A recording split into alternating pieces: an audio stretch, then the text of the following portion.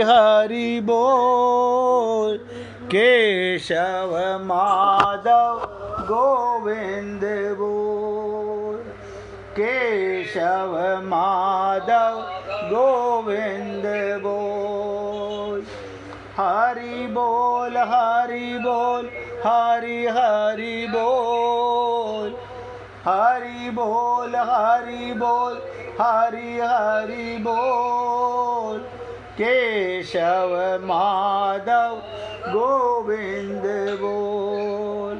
केशव माधव गोविंद बोल। हरि बोल हरि बोल हरि हरि बोल। हरि बोल हरि बोल हरि हरि बोल।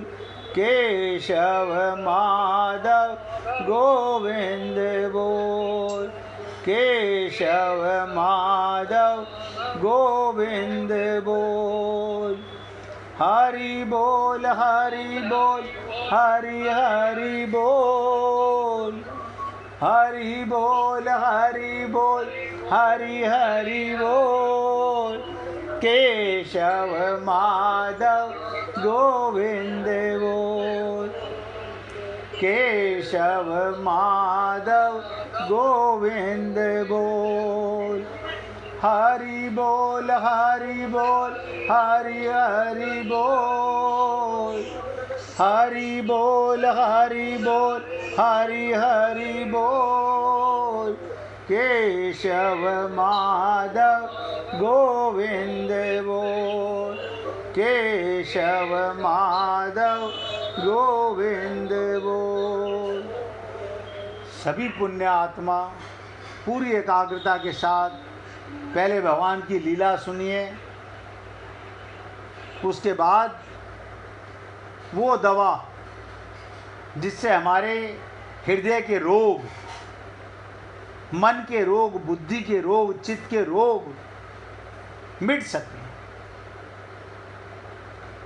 कपूर के चमत्कारी प्रभाव। कपूर तो आप सब लोग इस्तेमाल करते हो घरों के अंदर।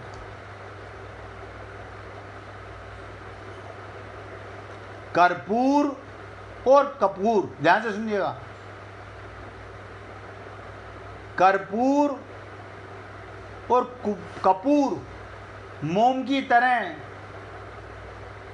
उड़नशील दिव्य वानस्पतिक द्रव्य है। इसे अक्सर आरती के बाद या आरती करते वक्त जलाया जाता है और मन एवं मस्तिष्क को शांति मिलती है। कपूर को संस्कृत में कर्पूर बोला जाता है, फारसी में काफूर बोला जाता है और अंग्रेजी में कैम्फर बोला जाता है। वास्तु एवं ज्योतिष शास्त्र में भी इसके महत्व और उपयोग के बारे में बताया गया। कर्पूर के कई औषधियों के रूप में भी कई फायदे हैं। तो कर्पूर जलाने से, कपूर को जलाने की परंपरा प्राचीन समय से चली आ रही है। शास्त्रों के अनुसार देवी देवताओं के समक्ष कपूर जलाने से कहते हैं अक्षय पुण्य प्राप्त होता है। प्रतिदिन सुबह और शाम घर में संध्या वंदन के समय कपूर जलाएं। कपूर जलाने से देव दोष, पितृ दोष का शमन होता है। अक्सर लोग शिकायत करते हैं हमें शायद पितृ दोष हो गया है या काल सर्प दोष है। दरअसल में ये राहु और केतु का प्रभाव मात्र है। ये दो ग्रह हैं, राहु और केतु, इनका प्रभाव मात्र है। इसको दूर करने के लिए घर के वास्तु को ठीक करें। यदि ऐसा नहीं कर सकते तो प्रतिदिन सुबह शाम रात्रि को घी में भिगो के कपूर जलाएं। घर के शौचालय बाथरूम में कपूर की दो दो टिक्कियां रख दें।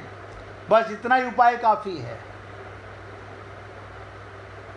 आकस्मिक घटना या दुर्घटना का कारण भी राहु और केतु है और शनि। इसके लिए संत महात्मा बताते हैं हनुमान चालीसा का पाठ, लेकिन जान करके what is the correct meaning of Hanuman Chalisa. घर में यदि सकारात्मक ऊर्जा और शांति का निर्माण करना है तो प्रतिदिन सुबह शाम कपूर को घी में भिगोकर जलाएं, संपूर्ण घर में उसकी खुशबू फैलाएं। मगर अंतःकरण के रोग नहीं मिटेंगे इससे। वैज्ञानिक शोधों के सुगंध से जीवाणु विषाणु बीमारियां फैलने के उससे तो बच जाओगे, लेकिन अंदर जो हृदय में बीमारी, हृदय में जो मलिनता, हृदय में जो गंदगी, हृदय में जो पाप भर गए हैं वो इन टिक्कियों के गलाने से नहीं जाएंगे।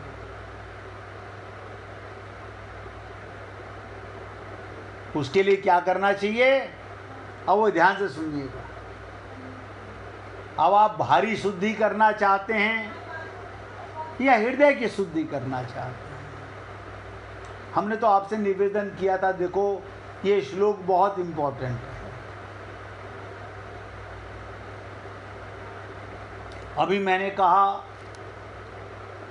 हृदय से अगर 4 जगह आपका लगाव है तो लिख के जाना, मैं बेटा कहीं नहीं जा रहा, मैं वापस यहीं मृत्यु लोक में 14 लोगों के जेल खाने में किसी भी योनि में यहीं भटकूंगा।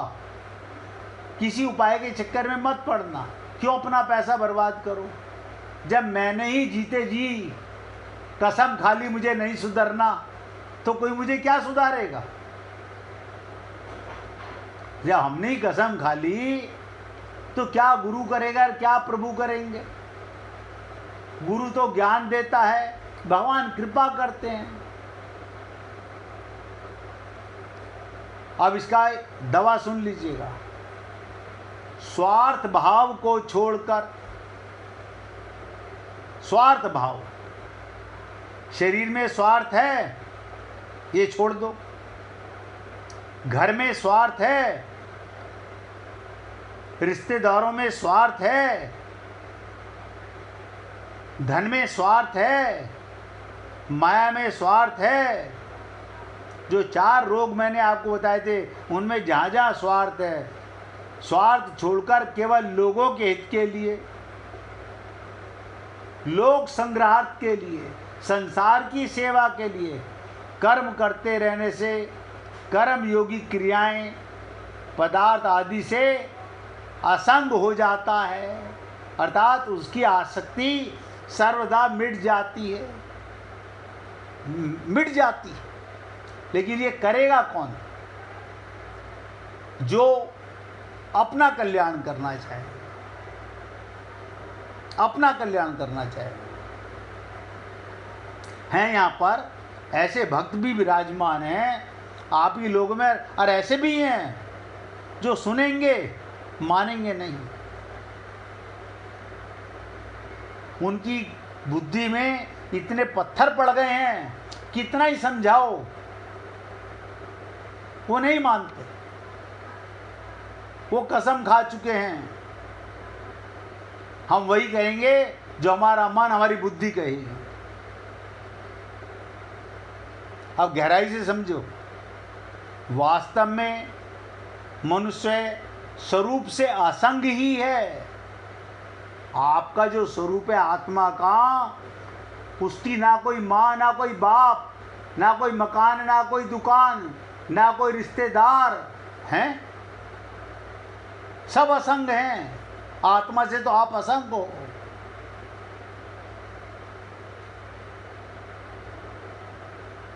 पुराणों में आता है असंगो हायम पुरुषः, किंतु ध्यान दीजिएगा, असंग होते हुए भी हम शरीर से भी अलग हैं, शरीर से भी अलग हैं। तो तो पाप कहाँ से शुरू हुए? एक एक को निवेदन करूँगा। किसी के पास में रिकॉर्डर हो तो नोट कर लेना, पेन हो तो नोट कर लेना, सुना हुआ तो भूल जाओगे। सबके मोबाइल में रिकॉर्डर होता है।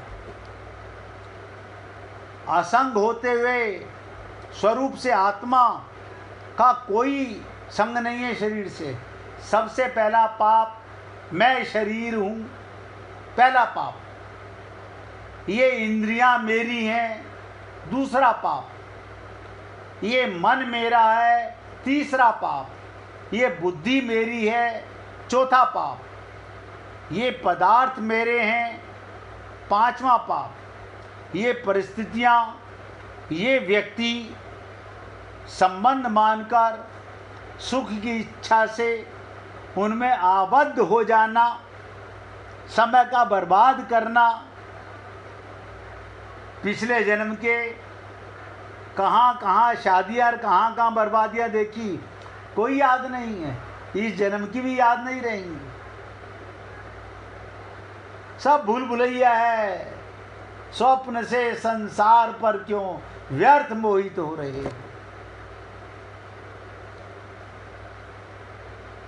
अब रोग मैंने आपको बता दिया कहाँ से शुरू होता है। सबसे पहला ज्ञान शरीर, इंद्रियां, मन, बुद्धि, ये पदार्थ, ये परिस्थितियां, ये व्यक्ति आदि से संबंध मानकर सुख की इच्छा से उनमें आबद्ध हो जाना, संबंध बना लेना, हृदय में उन्हें घुसा लेना। फिर मेरी मनचाही हो, जो मैं चाहता हूँ वही हो, जो मैं नहीं चाहता वो नहीं हो। ऐसा भाव जब तक रहता है, जब तक रहता है, तब तक ये संग बढ़ता जा रहा है। जैसे आप लोगों ने जिसने पतंग उड़ाई होगी उसे पता है कि चरखी में धागा कैसे लिपटता है, कैसे लिपटता है। कहीं से शुरुआत होती है, वो चरखी भर जाती है। ऐसे ही हमारी मन की चरखी, हमारी बुद्धि की चरखी, हमारे हृदय की चरखी, मैं सबको जानता हूँ। इस गांव के अंदर मेरे पियर में कौन कौन रिश्तेदार हैं, मैं सबको जानता हूँ। मेरी ससुराल में कौन कौन है, मैं सबको जानता हूँ। कोई बात नहीं।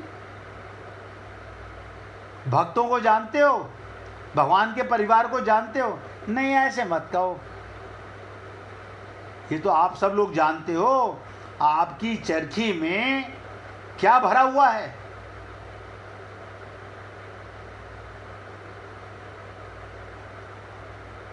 क्या भरा हुआ है? मैं तो अपने आप को बहुत धन्यवादी मानता हूं कि कोई मुझे फोन करता नहीं। मैं भगवान की कृपा से बच गया, उसकी कृपा होने लगी। जब तक ये संग बढ़ता ही रहता है, वास्तव में होता वही है जो होने वाला है।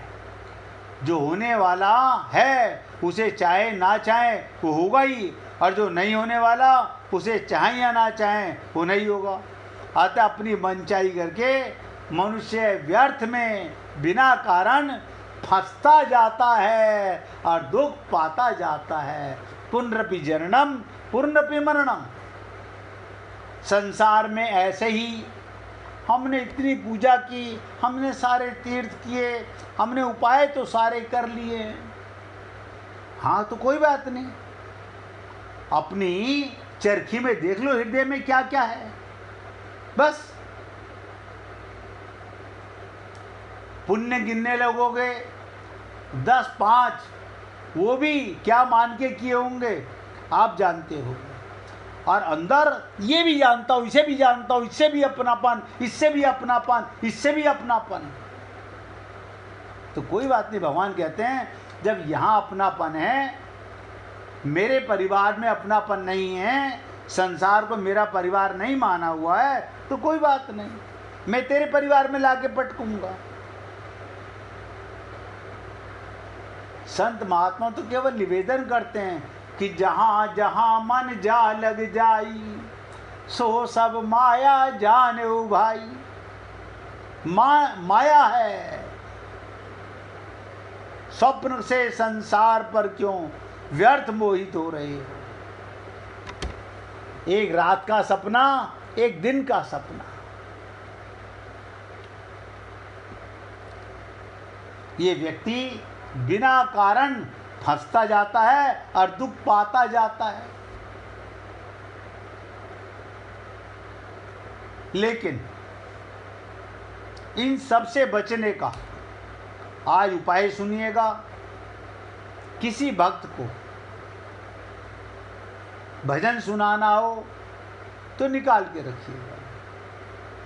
और जो उपाय बताने जा रहा हूँ, कल यहीं से चर्चा चालू करूँगा कि हमारे हृदय में ये माया कैसे हावी है, कुसंग कैसे हावी है, ये ममता, ये कुल बुलाते हुए कीड़े मकोड़े कैसे हमें ठगते रहते हैं। कहाँ हमारा समय बर्बाद होता है, किन में हम लिप्त रहते हैं। ये सब बात आप ज़रा सोचिएगा, विचारिएगा और डिसाइड कीजिएगा, मुझे अपना कल्याण करना है या लीपापोती करनी है। आखिरी बात आज की सुना रहा हूँ। कर्म योगी, भगवान के निमित्त कर्म करने वाला, अपने को शरीर नहीं मानने वाला, मन बुद्धि हृदय का चित्त का गुलाम नहीं होने वाला, संसार से मिली हुई, प्रकृति से मिली हुई शरीर मन बुद्धि इंद्रियों को अपनी और अपने लिए ना मानकर, अपनी और अपने लिए ना मानकर, उन्हें संसार की मानकर संसार की सेवा में अर्पण कर रहा है। इससे वस्तुओं और क्रियाओं में प्रभाव संसार की ओर जा रहा है और अपना असंग स्वरूप आत्मा का, चेतन का वो बना हुआ है। रोज देखें आज मेरे मन में संसार में क्या क्या कुसंग आया।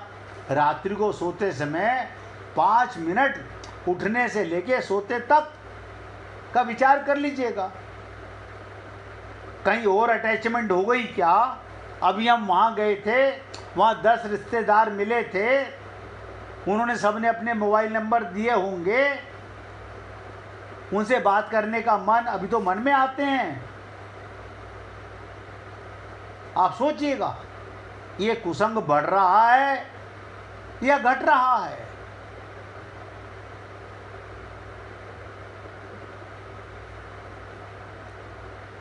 वस्तुओं और क्रियाओं में प्रभाव संसार की हो जाता है। संसार से मिली वस्तुएं संसार के लिए, प्रकृति से मिली वस्तुएं प्रकृति के लिए, और अपना असंग आत्मा का इनसे कोई संग नहीं है। मैं चेतन हूँ, ये जड़ हैं। आत्मा स्वरूप चेतन अमर ज्यों का त्यों बना रहता है। उसके ऊपर किसी प्रकार का कुसंग हावी नहीं होता।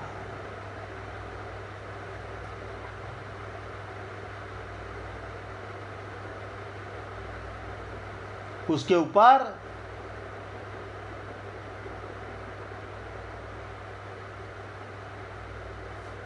कोई कुसंग हावी नहीं होता। हमारे ऊपर कितना कुसंग हावी होता है। हफ्तों महीनों वो यादें ताज़ा बनी रहती हैं, कीड़े कुलबुलाते रहते हैं।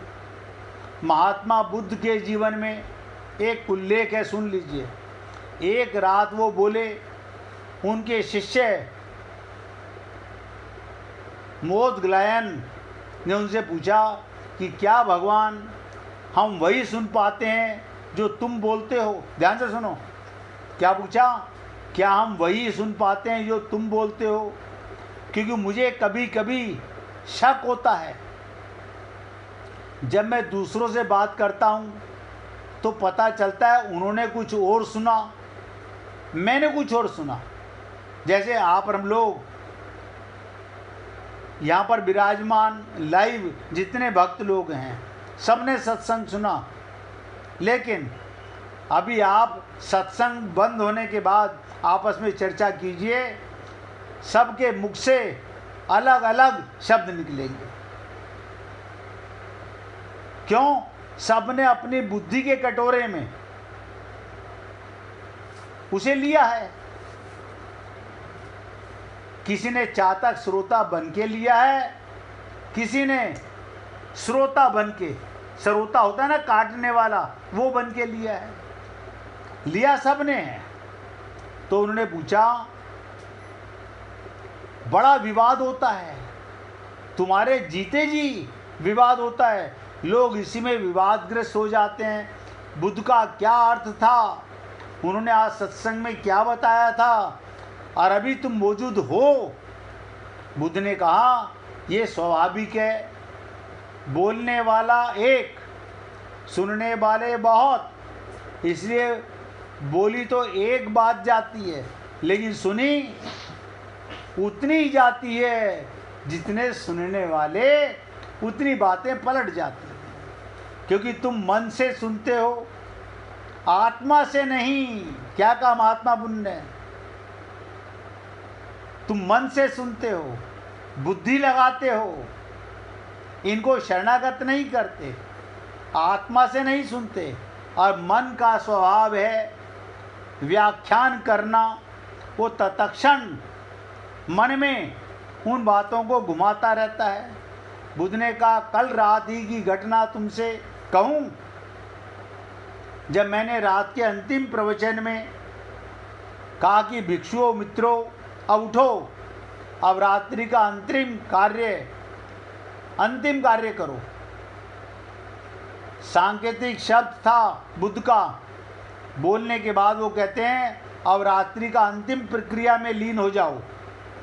तो भिक्षु ध्यान करते और फिर सोने में चले जाते। ध्यान अंतिम प्रक्रिया है। बुद्ध ने कहा, कल एक चोर भी आया, सत्संग में एक चोर भी आया हुआ था, कल एक वैश्या भी आई हुई थी। और जब मैंने कहा कि मित्रों, जब रात्रि के अंतिम काम में संलग्न हो जाओ तो तुम्हें ख्याल आया ध्यान का। चोर ने सोचा काफ़ी रात हो गई, चांद ऊपर चढ़ गया, अब मैं जाऊं, काम धंधे का वक्त हो गया। ध्यान दीजिएगा, चोर ने क्या सोचा, काम धंधे का वक्त हो गया। वैश्या ने सोचा बहुत देर हो गई, पता नहीं ग्राहक अब मिले या ना मिले। मैंने एक ही बात कही थी, वैश्या ने अपना अर्थ लिया, चोर ने अपना अर्थ लिया, और भिक्षुओं ने अपना अर्थ लिया। अलग अलग अर्थ लिए। जब तक तुम्हारा मन, जब तक तुम अलग ही अर्थ लोगे, मन अलग अलग करने की प्रक्रिया है। कुछ भी कहा जाए तुम उसकी व्याख्या करोगे। व्याख्या कौन करेगा? तुम करोगे। क्यों? व्याख्या का अर्थ होता है, व्याख्या का अर्थ है तुम्हारा अतीत, तुम्हारी स्मृति, तुम्हारा ज्ञान, तुम्हारा अनुभव। इसलिए जो कहा जाता है उसका आकार बदल जाता है, उसका रूप बदल जाता है, उसकी गंध बदल जाती है। भगवान की वाणी को हम किस मन से सुनते हैं, संतों की भाषा को हम कैसे सुनते हैं, अपने मन से हम अपने शब्दों से बोलते हैं, अपने भाव में ले जाते हैं। आज मैं अपने शब्दों को यहाँ विराम दे रहा हूँ। आप सब ने सुना, सोचिएगा, समझने का प्रयत्न कीजिएगा। कल आपके साथ अपने हृदय के ये विभिन्न प्रकार के जो रोग हैं, जिसके कारण आप और हम लोग संसार में बार बार आते हैं, उससे बचना चाहते हो तो उसका उपाय है। नहीं बचना चाहते तो इतना समझ जाओगे, कोई मुझे लाता नहीं है, मैं अपने कर्मों के अनुसार ही संसार में आता हूँ। अब कोई भक्त भजन सुनाना चाहे तो सुनाइए भैया, है कोई भक्त सुनाने वाला?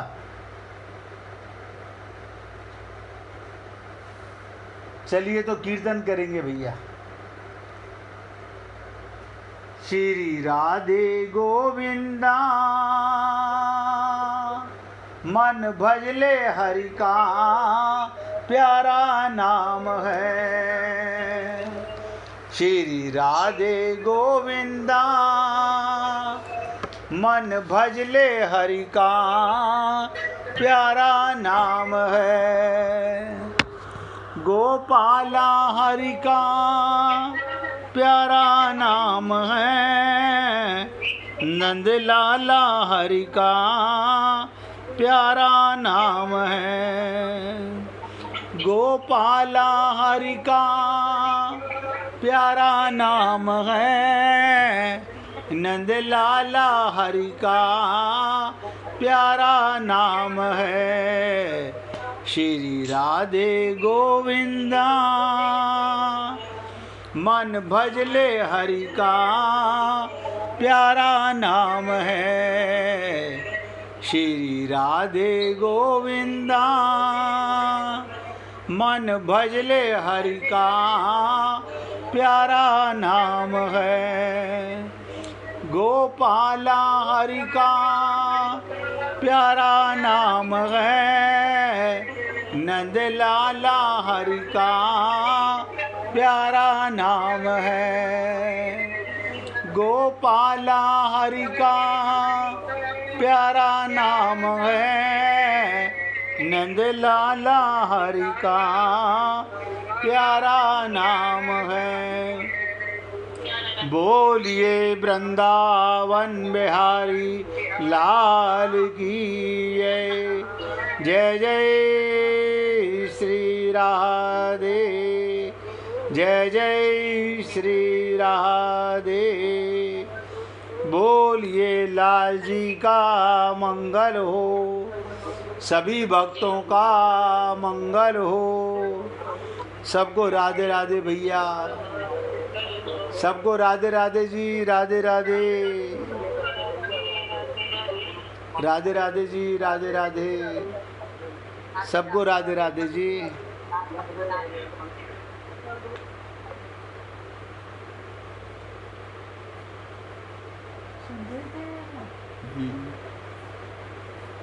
सुन रही थी।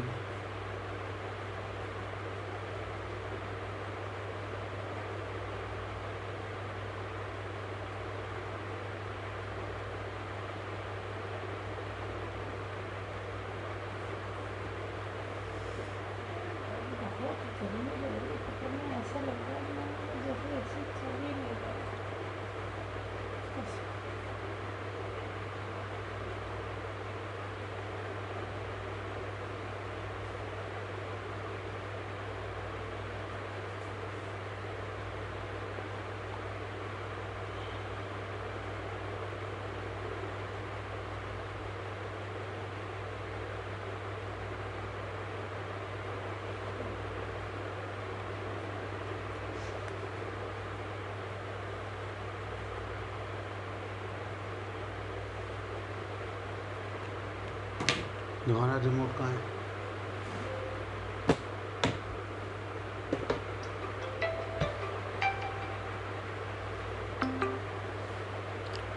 हाँ जी बेटा,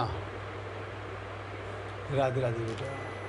बस बेटा अभी जब ख़त्म हुआ तो मैसेज आ रहा था बस सामने से ना।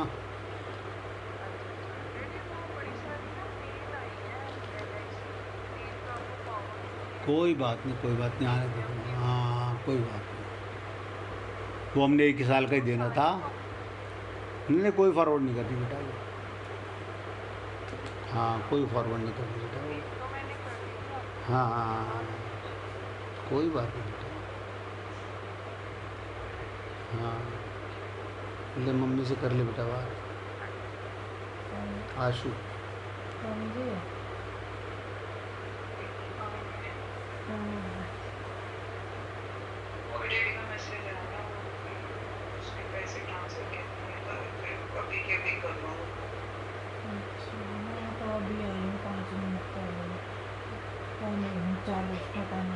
रीमा का फोन आया मेरे को। मैंने बोला उसे, मैंने कहा बेटा 5:30 से 7 बजे तक सत्संग होता है, अभी तो मैं बाहर आई हूँ। मैंने कहा फोन करे थे, ठीक है मैं ये ध्यान रखूँगी। मैंने कहा 7 बजे तो 2-3 बार होता है।